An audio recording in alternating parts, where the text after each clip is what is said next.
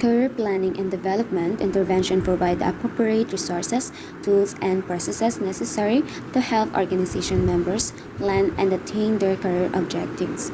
So, as HR, you intended to improve the organization ability to develop the retained and valuable workforce. Career planning is concerned with individuals choosing job, occupation, and organization at each stage of their careers. For example, sa Jollibee, so nag-conduct yung HR ng job interviews. As HR, kailangan mong alamin yung skills, talent, kakayahan, and interest ng applicant. During the job interview, you need to ask her or his kung anong position yung gusto niya. Gusto niya bang maging cashier or sa dining area or tagalinis. But as HR, alam mo kung saan siya nararapat ilagay. Career development involves helping employees attain career objectives. It is the support the organization provides the employee professional growth, especially to the employees moving to a new position or project within the organization. There are four distinct career stages. First, the establishment stage, age 21 to 26. Second, the advancement stage, age 26 to 40. The third, the maintenance stage, age 40 to 60. And the lastly is the withdrawal stage, age 60 and above. Establishment stage. This phase is the outset of a career when people are generally uncertain and may be stressed about their competence and potential. They are dependent on the others, especially boss and more experienced employees, for guidance, support, and feedback. At this stage, people are making initial choice about committing themselves to a specific career, organization, and job. They are exploring possibilities while learning about their own capabilities. For example, mga fresh graduate na nag-a-apply ng trabaho sa isang company, age 21 to 26. Mostly wala pang karanasan at wala pang idea tungkol sa trabaho. So the company should provide members in the establishment stage and considerable communication and counseling about available career paths and the skills and abilities needed to progress in them. Workshops, self-development materials, and assessment techniques should be aimed at helping employees assess their interests, aptitude, and capabilities and at linking that information to possible careers and jobs. Advancing stage. During this phase, employees become independent contributors who are considered with achieving and advancing in their chosen careers. In advancement stage, organizations should provide members with communication and counseling about the challenging assignments and possibilities for more exposure and demonstration of skills. For example, yung employee is tumagal sa isang organisasyon. Dahil marami ng karanasan, nagiging independent na yung employee at hindi na madalas humihingi ng tulong or consult sa iba. O they need less guidance from boss.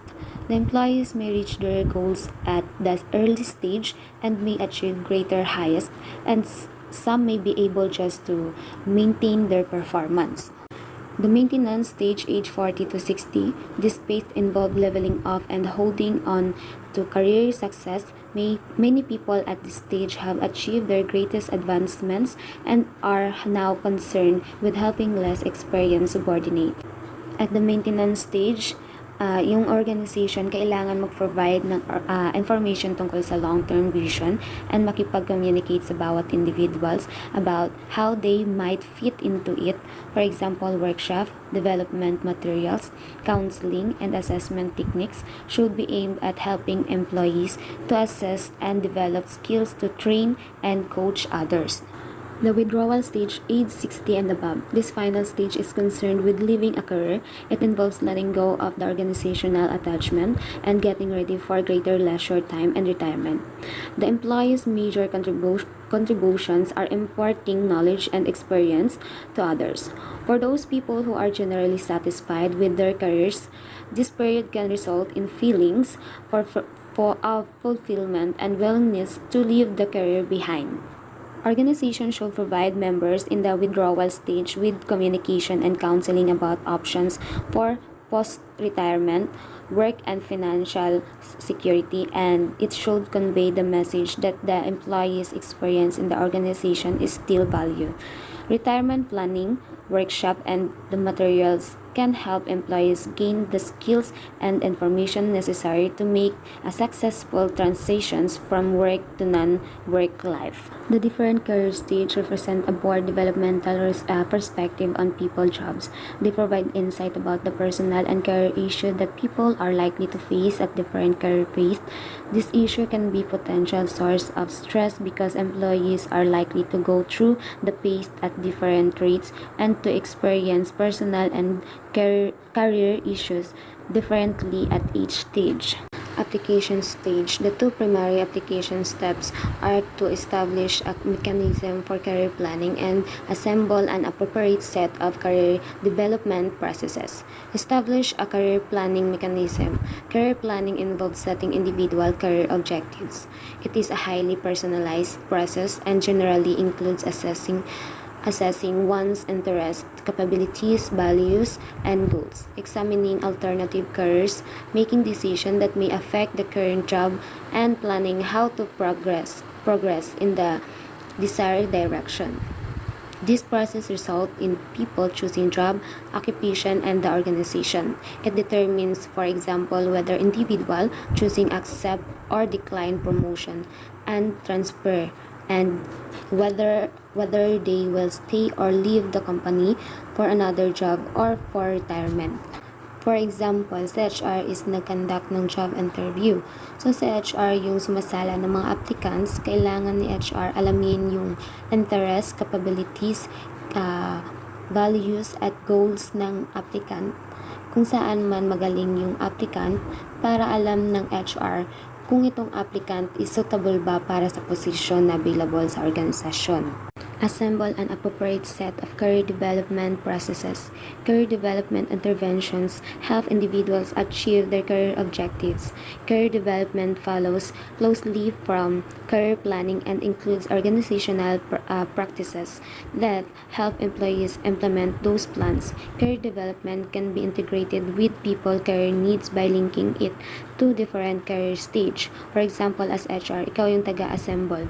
Kung itong employee is suitable na ilagay siya sa isang available na position, tulad ng nasa lower level management ng galing. So, nakita mo yung performance ng employee na ito. So, as HR, ilalagay mo yung employee kung saan siya naaayon.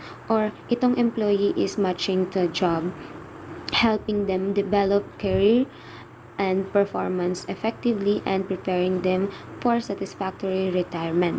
In this table, this is the difference of individual career planning and human resources planning. Personal objective and life plans.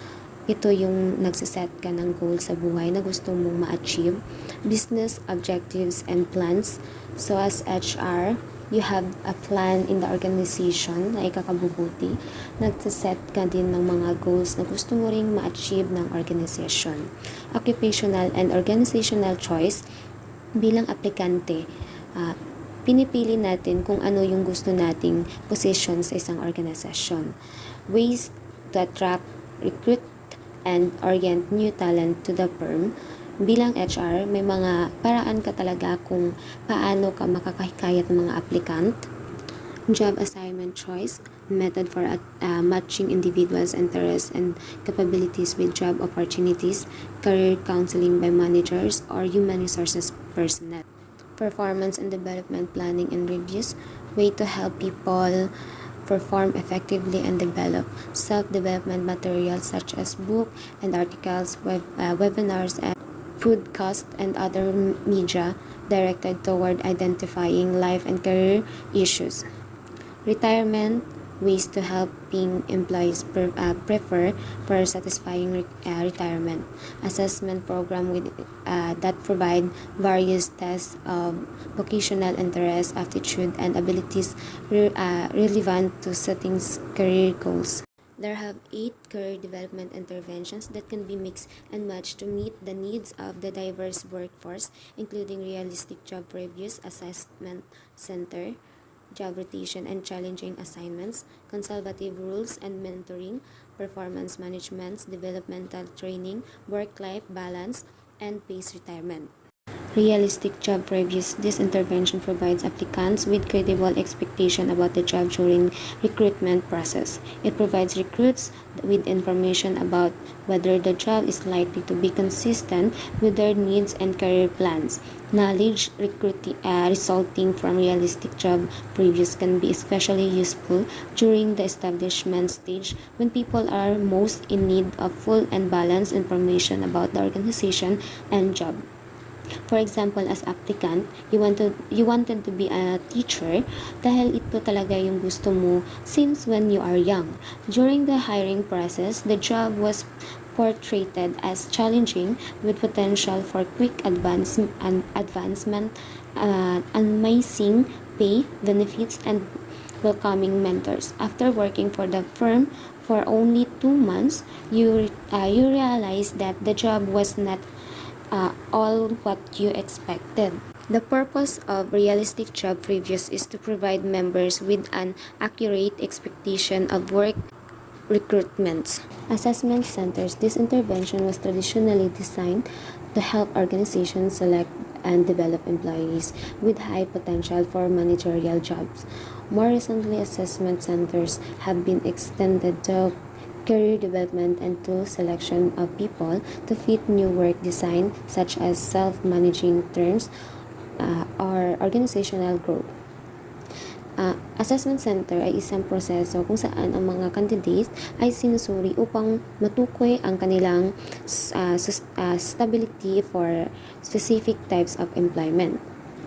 Participants are given to comprehensive interview, take several tests of mental ability and knowledge, and participate in individual and group exercises intended to simulate managerial work.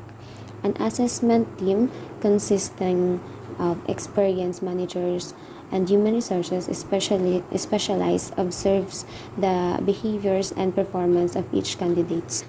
Job rotation and challenging assignments. The purpose of this intervention is to provide employees with the experience and visibility needs for career advancements or with the challenge needed to revitalize and stagnant career at the maintenance stage. One of the main disadvantage of the job rotation program is that is not necessary that the employee is able to perform better in the new job given. It is possible that the employee does not understand the job and fails to perform. Consultative rule. This rule involves an opportunity to apply wisdom and knowledge to helping others develop in their careers and solve organizational problems. And it's most frequently offered to employees in the maintenance and withdrawal stage. Consultative rule will focus on giving advice and recommendation to the individual, their career, and other professionals involved in their care, or to help members feel productive rules later in their careers and provide less experienced members with exposure and gain knowledge and skills. Developmental training. Training and development intervention are among the oldest strategies for organizational change. This intervention is applicable to all career stage and helps employees gain the skills and knowledge for successfully fulfilling current job responsibility. It may include workshop and training materials oriented to communication or supervising others as well as technical aspect for work. Performance management. One of the most effective interventions during the establishment and advancement phase is the integration of performance management system with career development conversations. For example, the manager of the sales department gives staff target revenue volumes that they must reach within a set period. In a performance management system, along with the number, the manager would offer guidance gauge to help the salespeople success. Work-life balance intervention. This OD intervention helps employees better integrate and balance work and home life. Recruiting, downsizing, and increased global competition have contributed to longer work hours and more stress. A work culture that allows employees a measure of control over their work schedules so they can effectively balance their family and work demands, procedures, a healthy, productive and loyal workforce, reducing stress for employees, manager, and supervisor. phased retirement. This intervention provides older employees with an effective way of withdrawing from the organization and establishing a productive leisure life by gradually reducing work hours and moving to full retirement. A phased retirement includes a broad range of employment arrangements that allow an employee who is approaching retirement age to continue working with a reduced workload and eventually transitions from full-time work to full-time retirement. Phased retirement may include a pre-retirement gradual reduction in hours or days of work. Then post-retirement part-time work for pensioners who wish to remain employed.